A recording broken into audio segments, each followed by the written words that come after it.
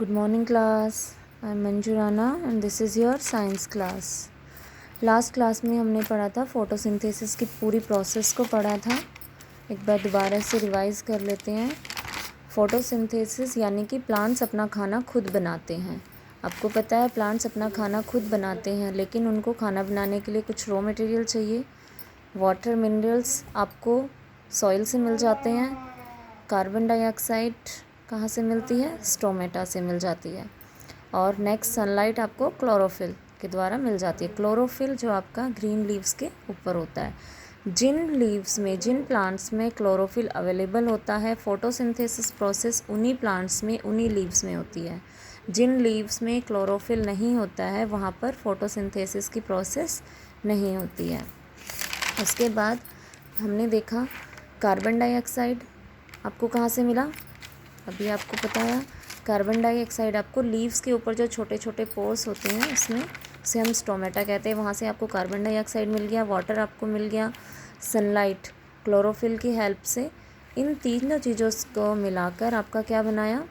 Carbohydrate और oxygen. Oxygen जो है ह्यूमन बींग्स टेक करते हैं, यानी ग्रहण कर लेते हैं. और कार्बोहाइड्रेट्स जो होती है वो स्टार्च के रूप में लीव्स के ऊपर स्टोर हो जाती है और यही वो खाना होता है. स्टार्च क्या होता है? एक ऐसा चिपचिपा सा पदार्थ होता है जो लीव्स के ऊपर प्रेजेंट होता है.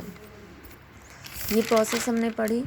उसके बाद कार्बोहाइड्रेट्स में हमने देखा ये तीन चीज़ें, कार्बन, हाइड्रोजन एंड ऑक्सीजन. ये चीज़ें तो हमें मिल गई. अब हमने नेक्स्ट क्वेश्चन पुटअप किया था कि नाइट्रोजन, प्लांट्स को प्रोटीन कहाँ से मिलेगा?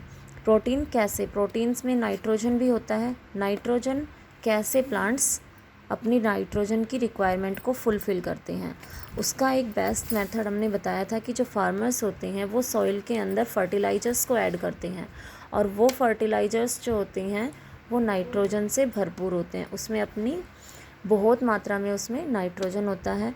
तो जो प्लांट्स हैं वो अपनी प्रोटीन की, नाइट्रोजन की जो रिक्वायरमेंट है उसको फर्टिलाइज़र्स से फुलफ़िल करते हैं.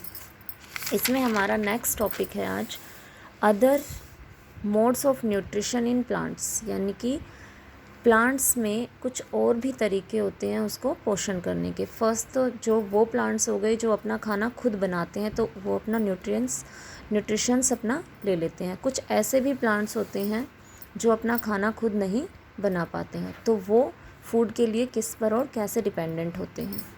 अब इसमें हमारे 4 टाइप हैं. फर्स्ट है हमारा इंसेक्टिवरस प्लांट्स. इंसेक्टिवरस प्लांट्स यानी कि ऐसे प्लांट्स जो अपने फूड की रिक्वायरमेंट के लिए इंसेक्ट्स पर डिपेंडेंट होते हैं. ऐसे प्लांट्स जो अपनी नीड के लिए, अपनी फूड की नीड के लिए इंसेक्ट्स पर डिपेंडेंट होते हैं, वो आपके इंसेक्टिवरस प्लांट्स होते हैं, जैसे नेप्थिस एंड डिस्ट्रिया. नेक्स्ट आपका है पैरासिटिक प्लांट्स. पैरासिटिक प्लांट्स वो प्लांट्स होते हैं जो आपका दूसरे प्लांट्स पर डिपेंडेंट होते हैं.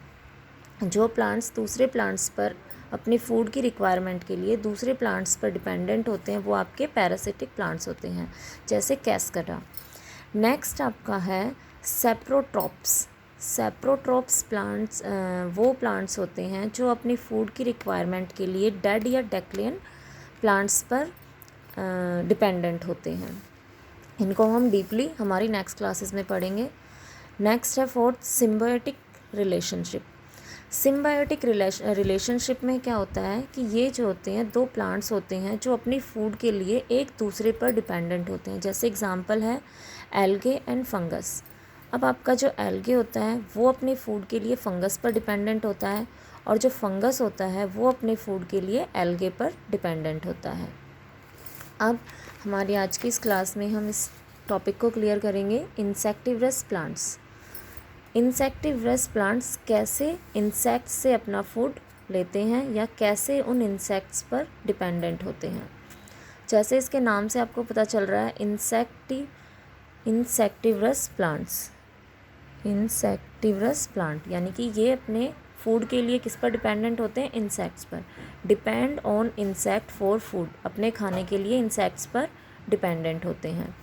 अब इनकी जो लीव्स होती हैं, ये जो प्लांट्स होते हैं, इनकी जो लीव्स होती है वो पिक्चर लाइक स्ट्रक्चर होता है. उनका जो स्ट्रक्चर होता है वो एक पिक्चर की तरह होता है, यानी कि एक पोट की तरह होता है. इनकी लीव्स का शेप। अब जो इनका जो टॉप पार्ट होता है वो कैसे काम करता है, एक लेड की तरह काम करता है, यानी कि जो टॉप पार्ट होता है वो ओपन और क्लोज, जो लीव्स होती है उसको ओपन और क्लोज करता है। अब जो उसका पिचर जो पार्ट होता है उसके अंदर कुछ हेयर्स होते हैं, जो पिचर होता है उसमें हेयर्स होते हैं, कुछ बाल्स होते हैं जो इंसेक्ट्स को ट्रैप कर लेते हैं, इंसेक्ट्स को ट्रैप कर लेते हैं। जैसे एक इंसेक्ट है वो लीव्स पर बैठा तो उसके टॉप पार्ट ने जो लीव्स को ओपन कर दिया, लीव्स के ओपन होने के बाद वो इंसेक्ट क्या है उसके प्लांट के अंदर चला गया और जो उसके हेयर्स थे उनमें ट्रैप हो जाता है, उनमें फंस जाता है, उनके हेयर्स में। और उसके जैसे ही वो इंसेक्ट प्लांट के अंदर कैप्चर हो जाता है, ट्रैप हो जाता है उस इंसेक्ट की लीव्स के अंदर, उसके बाद क्या होता है डाइजेस्टिव जूस सीक्रेट्स, जो पचाने वाला जो एक जूस होता है वो सीक्रेट्स होता है, रिलीज़ होता है, और जो इंसेक्ट है उसको प्लांट क्या करता है डाइजेस्ट कर लेता है। तो ये पूरी इसकी इंसेक्टिवरस प्लांट्स की प्रोसेस होती है, जैसे वो अपना खाना इंसेक्ट को खाते हैं और उसको डाइजेस्ट करते हैं। सबसे पहले क्या है कि लीव्स जो होती हैं उसकी पिचर लाइक स्ट्रक्चर होता है, उनका पिचर की तरह होती हैं।